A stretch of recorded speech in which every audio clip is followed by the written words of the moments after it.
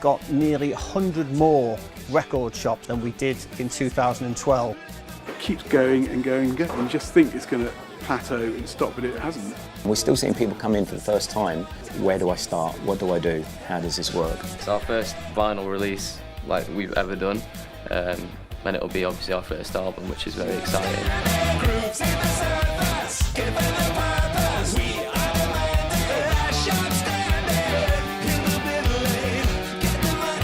This sort of vinyl revival and the way that sort of like the government is right now and the whole political situation, it's definitely something that affects like the act of buying music because people are singing about these issues. I think the two things come like hand in hand. I suppose music is becoming cool again, perhaps. It's becoming more and more important in people's lives. Music used to be seen as being something quite special and important, and the vinyl record, it's the equivalent of whether you just have a tea bag or whether you have the Japanese tea ceremony.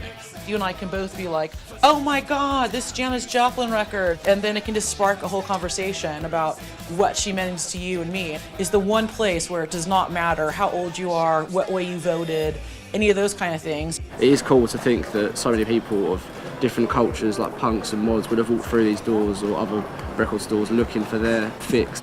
I feel almost like I'm doing a pilgrimage every time I do it. Never have I seen the scene so vibrant. In the last year alone, I've visited more than 40 new record shops. Very excited. We've got 5 minutes to reopen.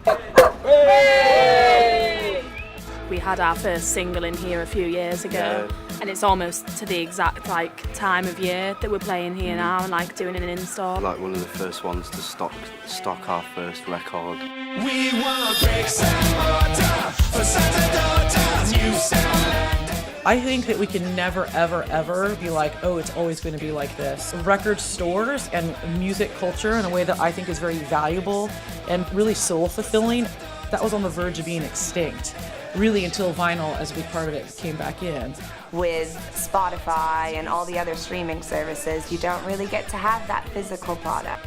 Vinyl is so important because we're able to hand to our bands something that they've worked so hard and put blood, sweat, and tears pretty much into, and they get to hold their baby in their hands.